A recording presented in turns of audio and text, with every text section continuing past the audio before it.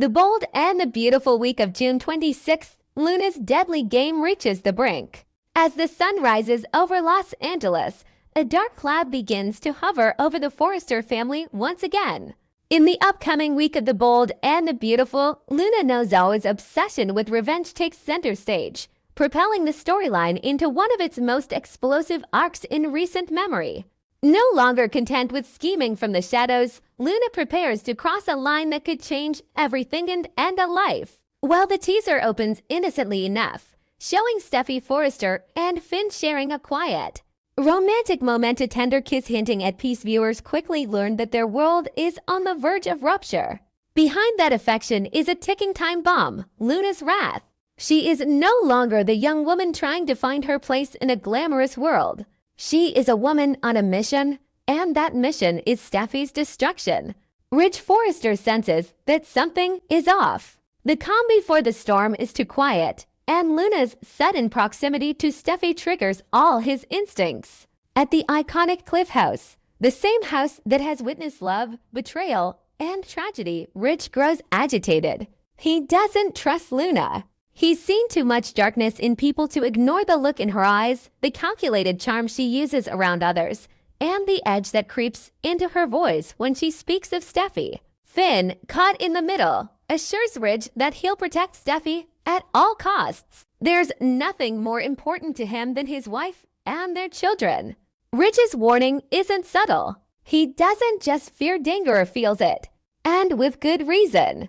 Because Luna isn't just scheming anymore. She's acting. In a chilling twist, Luna secures a weapon. This isn't a metaphorical move. She literally arms herself with the intent to end Steffy. The weapon is sleek, cold, deadly. The person selling it to her questions her motives, but Luna brushes the concern aside with practiced ease. She masks her desperation behind confidence, but her eyes betray her. This is personal. And it's final. The depths of Luna's vendetta stem from the chaos of the past. Steffy has been a symbol of everything Luna resents: status, love, family, respect. And Luna, twisted by her own losses and frustrations, sees only one way to settle the score. She's already caused harm. She's already crossed lines. But this is different. This is irreversible. Sheila Sharp, ever the survivor and always with one foot in the shadows herself, steps into the narrative as a voice of grim wisdom. She knows darkness when she sees it. She's lived it, caused it, escaped it. And she knows exactly where Luna's path leads destruction. Sheila watches Luna with growing alarm. She sees a reflection of her own past, but without the control. Luna is spinning, erratic, dangerous. Sheila demands Luna leave Los Angeles, not Latino. The longer Luna stays, the more she threatens to bring ruin not only on herself, but on everyone around her. And most of all, Sheila fears for her son, Finn. She may not have been the perfect mother, but she won't let anyone rip apart the family he's built. And that's exactly what Luna threatens to do. Luna brushes Sheila's warnings aside, refusing to be intimidated. Sheila threatens her, begs her, pleads with her none of it matters. Luna isn't listening to reason anymore. She's listening to the storm in her head, the one that tells her everything will be better when Steffy is gone. In secret, Luna begins to practice. She takes aim, visualizes the moment. She sees Steffy's face, imagines the end. It becomes ritualistic, obsessive. The bullet is her salvation, her escape, her justice. And yet, something or someone stands in her way. The weekly preview hints at a shocking moment. Steffy alone, vulnerable, just before something terrible happens. The frame freezes on her expression, calm, maybe curious, maybe sensing something off but unaware of what's just seconds away. That final moment leaves everything hanging in the balance. Will Luna pull the trigger? But the world of the bold and the beautiful is never so simple. Someone will interrupt.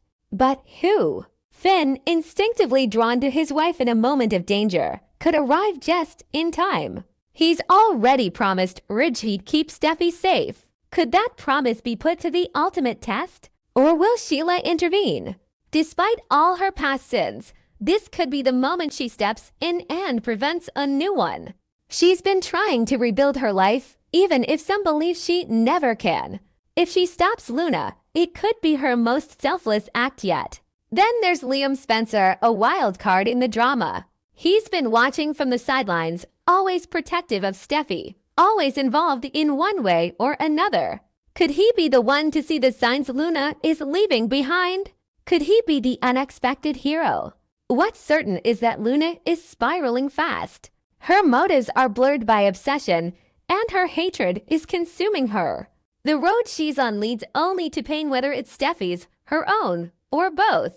This week, The Bold and the Beautiful pushes its characters to the edge. The drama is sharper, the stakes higher.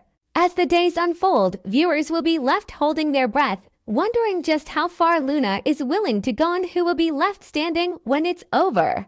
There's no turning back. The bullet is chambered. The trigger is waiting. The only question is who stops it, if anyone. Because in a world built on beauty, betrayal, and bold moves, sometimes the most dangerous thing isn't the plan. It's the one who dares to carry it out. The Bold and the Beautiful. Liam's cancer battle unleashes a paternity earthquake in a twist that promises to shake the foundations of The Bold and the Beautiful.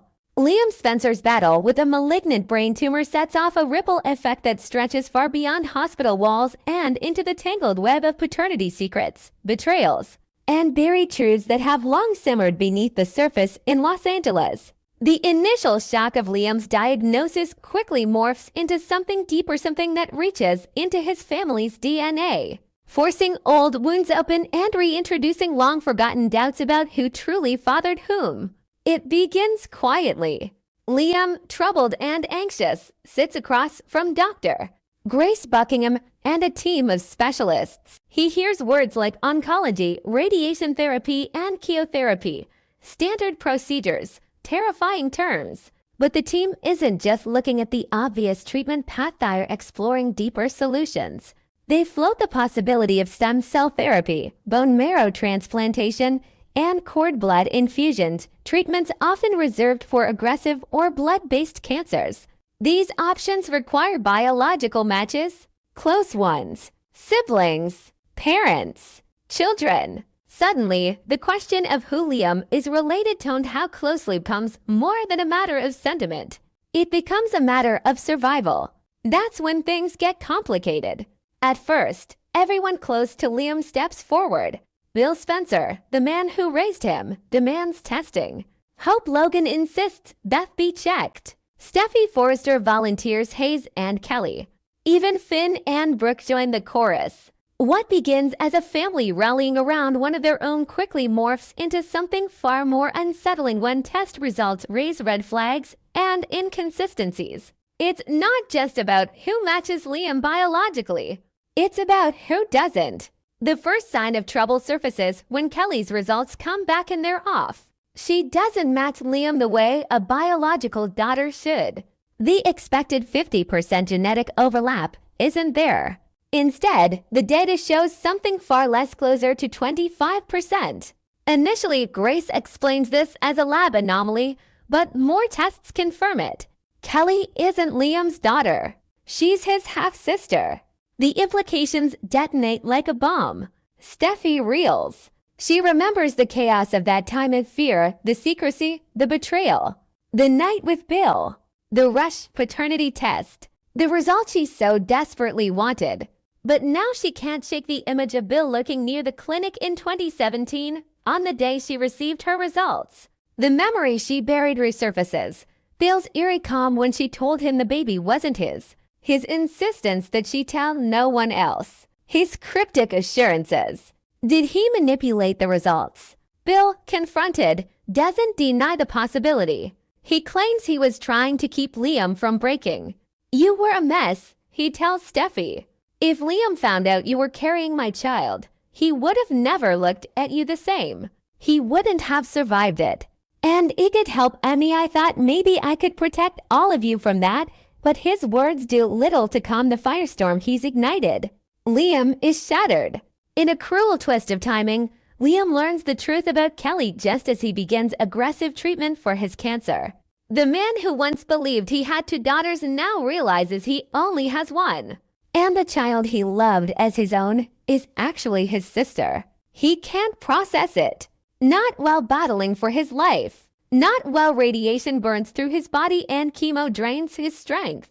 Not when every test, every scan, reminds him of how fragile life is. Steffi is paralyzed by guilt. She kept Bill's presence at the hospital a secret. She never questioned the test results. She allowed herself to believe the narrative she wanted. Now she's watching Liam unravel under the weight of betrayal and disease, and she's powerless to stop it.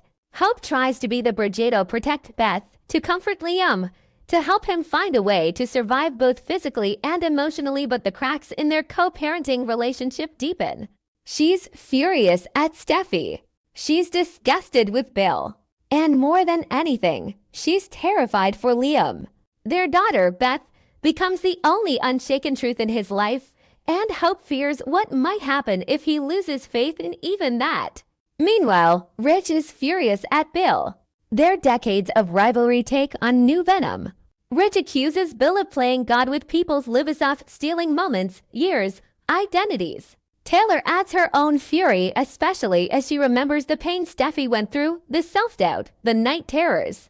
And Finn, who thought he'd found a place in Liam's family through Hayes and Kelly, now finds himself in the crosshairs of uncertainty.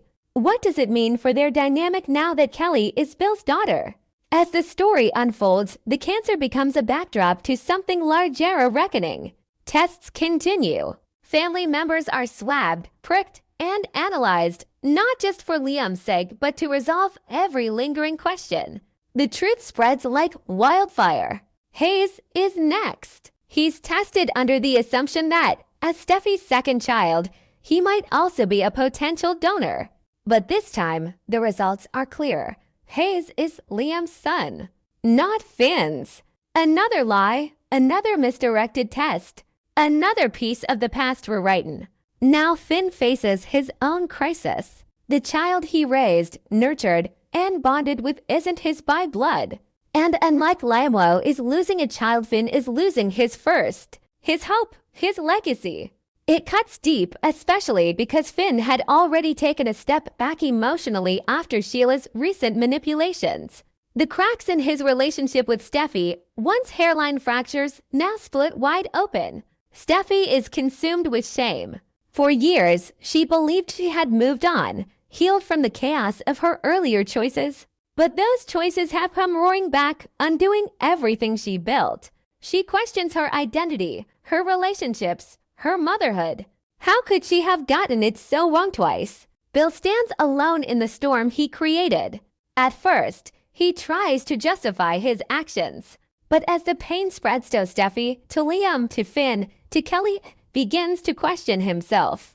The empire he built, the power he hoarded, the influence he wielded, all of it means nothing now. He's a father to a daughter who may never call him dad. A man who betrayed his own blood. A manipulator who finally manipulated one lie too many. As Liam's treatment progresses, his prognosis remains uncertain. But the trauma he suffers outside the hospital walls is far worse than anything cancer can inflict. He's grieving two children lost, one misassigned. He's navigating a relationship with Kelly as her brother, not her father. And he's facing down mortality with fewer certainties than ever. The show doesn't offer quick resolutions. In true bold and the beautiful fashion, it leans into the heartbreak, the blame, the slow unraveling of trust. Kelly, now old enough to sense something is wrong, becomes confused. Her world shifts. The man she called daddy is her brother. Bill is her father. She doesn't understand, and the adults around her don't know how to explain. Steffi tries to repair her relationships, especially with Liam and Finn, but there's no quick fix. Trust has been breached. Families have been fractured. Identities are crumbling. Hope stands by Liam, even as their shared grief makes the air between them heavy. They've never been further apart emotionally, even as circumstances force them to be closer than ever. In the end, Liam's cancer storyline becomes a crucible. not just for his body, but for the entire Forrester Spencer Logan web. It exposes secrets, demands truth, and reshapes the family tree with brutal honesty. The show doesn't shy away from the mess, it embraces it, digging into every implication, every betrayal, every unexpected bond. Because in the bold and the beautiful, nothing stays buried forever. Not love, not lies, not DNA. And for Liam Spencer, a man fighting for his life, the greatest battle isn't against the tumor in his brain. It's against the truth. Against the realization that everything he thought he knew about his children, his past, his family was built on lies. But out of devastation comes clarity. And as Liam stares down the unknown, he begins to understand the brutal, beautiful truth of his world. Nothing is permanent. Everything is fragile. And sometimes the only way to rebuild is to watch it all burn first.